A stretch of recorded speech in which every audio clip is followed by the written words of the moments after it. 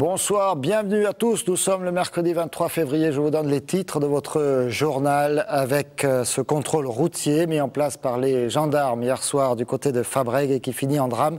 3 individus ont forcé un barrage, pris la fuite et même ouvert le feu sur les gendarmes qui ont répliqué. Et puis le chantier de la nouvelle mairie de Montpellier qui avance à pas de géant. L'inauguration a été fixée ce matin au 12 novembre 2011. Visite avec Jean Nouvel, l'architecte. Au chapitre social, 2 manifestations aujourd'hui, celle des salariés de France Télécom et puis celle des ATSEM, ces agents qui s'occupent des écoles maternelles. Et on commence avec ce fait divers tragique. La nuit dernière à Fabrègues, près de Montpellier, les gendarmes ont installé un contrôle routier, mais un véhicule avec 3 individus à bord le force.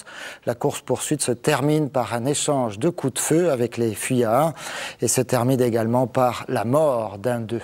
Sophie Carloni.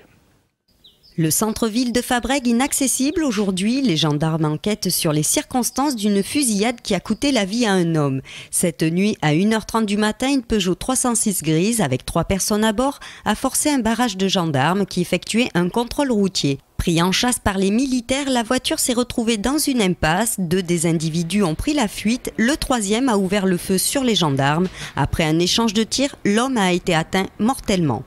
On a un témoin qui le dit et le film de la caméra de vidéosurveillance ou vidéoprotection de la ville de Fabrègues qui en atteste. Le fuyard tend son bras en direction du gendarme qui ne tire pas à ce moment-là. Après quelques minutes, les coups de feu reprennent. Finalement, l'homme sera appréhendé mais décédera certainement d'une balle dans le thorax. L'autopsie est en cours. La victime est un Montpelliérain de 61 ans déjà bien connu de la justice et 2 gendarmes sont en garde à vue pour les besoins de l'enquête. La future mairie de Montpellier domine déjà depuis plusieurs mois les bords du Lèze. Le chantier rentre dans une phase de finition. Ce matin, lors d'une visite justement en présence des architectes, le maire de Montpellier a même précisé la date d'inauguration, le 12 novembre prochain. Il y aura plusieurs jours de fête organisés autour de cette date avec une ouverture au public le 14 novembre. Le déménagement devra donc avoir été fait. Mettez votre casque, la visite du chantier avec Marie-Laurence Frétou. Un diamant bleu dans un écrin vert, voilà comment la ville de Montpellier a présenté ce matin sa nouvelle mairie encore en construction pour un coût total de 130 millions d'euros. Vous avez à peu près 450 agents dans la mairie d'aujourd'hui. Dans ce bâtiment, vous aurez pratiquement presque 950 agents qui vivront dans ce bâtiment. Donc, ça s'imposait parce qu'il ne faut pas oublier que Montpellier est une des villes de France où le taux de croissance est le plus fort de France. Et au fur et à mesure que ce taux de croissance, ça nécessite davantage de services. Ne serait-ce que le nombre des conseillers municipaux, Montpellier est certainement la seule ville dans les 10 premières villes de France à ne pas avoir de salle de conseil municipal, ce qui est absolument incroyable. L'architecte du projet Jean Nouvel nous a livré sa réflexion sur son travail et son approche de ce bâtiment public. Je fais ce que je peux pour faire en sorte que ces bâtiments soient à la fois singuliers, qu'ils caractérisent, qu'ils soient de nature à renforcer l'identification, c'est très très important, et qu'ils soient le lieu de certains plaisirs simples, ceux du paysage, ceux de la lumière, ceux du confort. Et puis ensuite qu'il soit un témoin culturel de l'époque, c'est possible quand même. Il ne reste plus que quelques mois pour terminer le bâtiment, beaucoup de travail pour les ouvriers et techniciens, et ça ne manque pas d'inquiéter l'architecte. Que se mettre en place, que l'eau arrive, que les façades avec tous les brise soleil arrivent, tout ça arrive tranquillement. Il faut que ce soit terminé le 12 novembre, c'est ça? Oui, 12 novembre. Ouais. C'est possible, mais ça sera serré. Ce sera serré, pas rassuré, Jean Nouvel. Lors d'un récent conseil municipal de Montpellier, ce sont les plafonds de cette future mairie, des salles publiques de cette nouvelle mairie, qui ont été l'objet d'une polémique. L'opposition a critiqué le montant alloué à un artiste pour la réalisation d'œuvres monumentales sur ces fameux plafonds.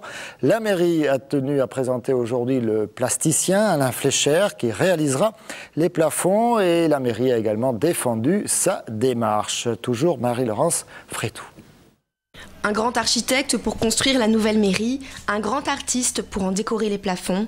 Montpellier mise sur la culture pour faire rayonner la ville. Montpellier choisit avec Alain Fleischer un très grand artiste d'ordre international. Donc soyons fiers de cet hôtel de ville, soyons fiers des grands artistes et ne cédons pas à des petites polémiques, à des petites médiocrités. Tirons toujours vers le haut, regardons devant. Voilà, c'est le sens de ce choix. Je crois qu'on peut en être fiers. L'œuvre se présentera sous forme de photos sur toile blanche. Les 3 plafonds immenses, entre 600 et 700 mètres carrés, représentent un budget de 400 000 €. Ces 3 plafonds gigantesques, effectivement, ils renouent avec la grande histoire des plafonds dans les bâtiments publics.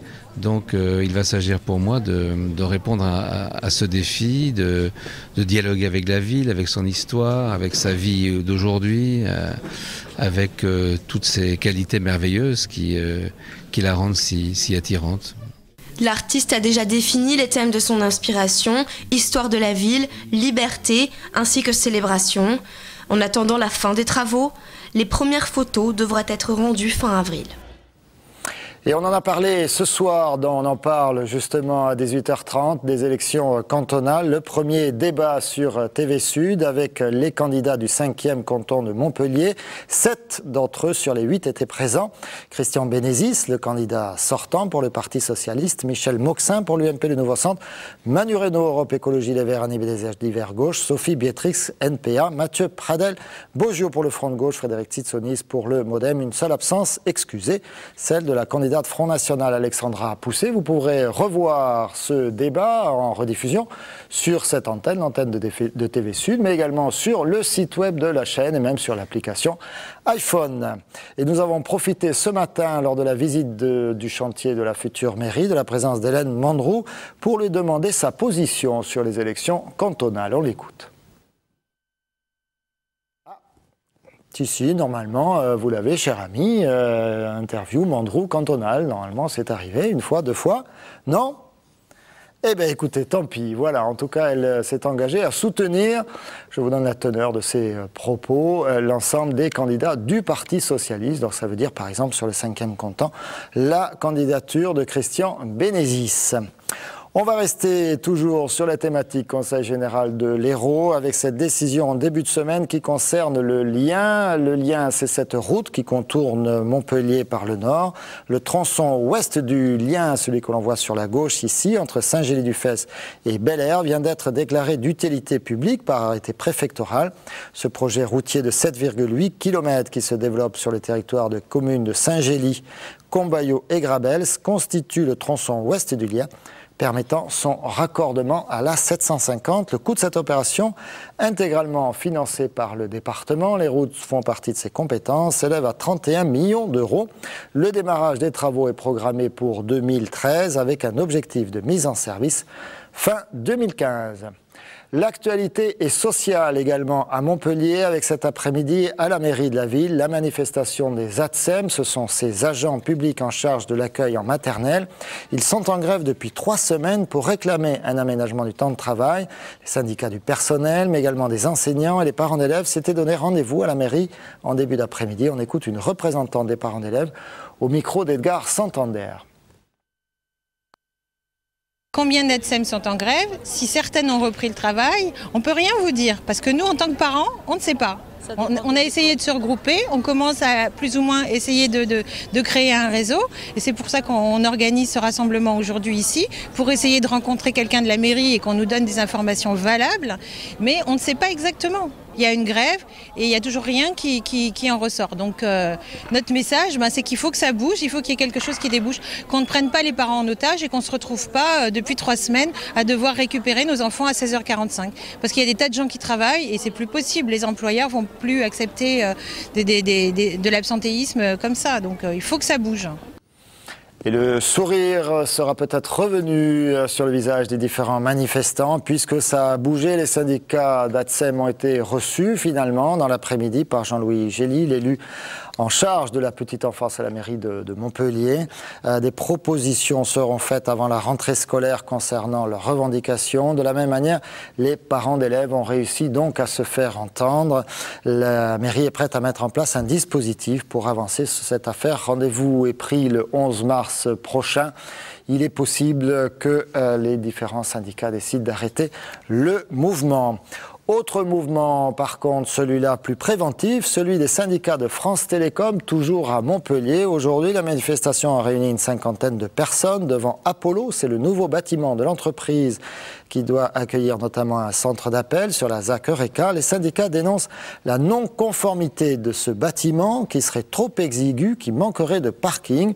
Même l'inspection du travail irait dans le sens des syndicats, un bâtiment qui n'est même pas tout à fait livré. On écoute Aimé Marie, un représentant CGT, et Emmanuel Dubois de Sud PTT. Le premier problème, c'est la mauvaise localisation de ce site par rapport au site actuel où sont les salariés de France Télécom. Pas de transport en commun, trajet en véhicule difficile. Deuxième problème, les mètres carrés sont insuffisants par position de travail. Les normes prévoient 15 mètres carrés, il y a à peine 7 mètres carrés. Autre grave problème aussi, c'est qu'il n'y a pas suffisamment de parking ici. Il faut aller se garer, il y a 200 salariés qui devront aller se garer à plus de 20 minutes. Et enfin, les conditions d'accompagnement que l'entreprise a mis en place ne sont nettement insuffisantes. Dans la mesure où il y a deux centres sur 3 qui doivent venir ici, il reste, les gens, les sites sont pérennes, restent, donc les gens peuvent rester sur ce centre. Et là, on estime que s'il y avait que 400 personnes, ça serait beaucoup plus viable. Et évidemment, on pourrait agrandir la place par personne, vous comprenez bien. Voilà. Et puis du sport avec une affaire de Coupe de France. Hier soir en volée, les Montpelliérains sont allés se qualifier à Toulouse, 3-7-2. En huitième de finale, ils joueront donc les quarts de finale. Et puis toujours huitième de finale, mais c'est en ce moment même à Bougnols, et c'est du handball. Le MAHB rencontre Nanterre, c'est un pensionnaire de Division 2. Un match qui se joue sans Michael Guigou, blessé au pouce, indisponible pour 3 à 6 semaines, mais qui se joue également sans Nicolas Karabatic, sans Stockel ou encore sans Joritsek qui sont au repos. Et puis une info foot avec le prolongement de contrat pour Cyril Jeunechamp, le milieu de terrain du MHSC, qui a prolongé donc d'1 an jusqu'à juin 2012. Et cette dernière information qui n'est pas du sport, pour contredire ceux qui parfois pensent que les débats à la télévision ça ne sert à rien, vous avez peut-être suivi, c'était mercredi dernier dans On en parle, le débat autour du quartier de la Paillade. Il y avait sur le plateau le président de la mosquée de ce quartier. Il avait défendu un projet de construction d'une véritable mosquée. Eh bien, une personne qui suivait le débat et qui tient à conserver l'anonymat a amené à l'association un chèque de 90 000 € pour aider à la construction de cette nouvelle mosquée. Reste à trouver le terrain, bien sûr, et à compléter peut-être le financement. Voilà, merci d'avoir suivi ce journal. On se retrouve immédiatement pour Éco-Sud, que l'on a un petit peu décalé. On va parler notamment de l'impact économique d'Enjoy. Et sinon je vous retrouve moi pour Éco-Sud. Et puis pour les prochaines informations, ce sera le flash demain à 12h30. Et bien sûr, comme chaque soir, le rendez-vous 19h30 pour votre journal. À bientôt ou à tout de suite.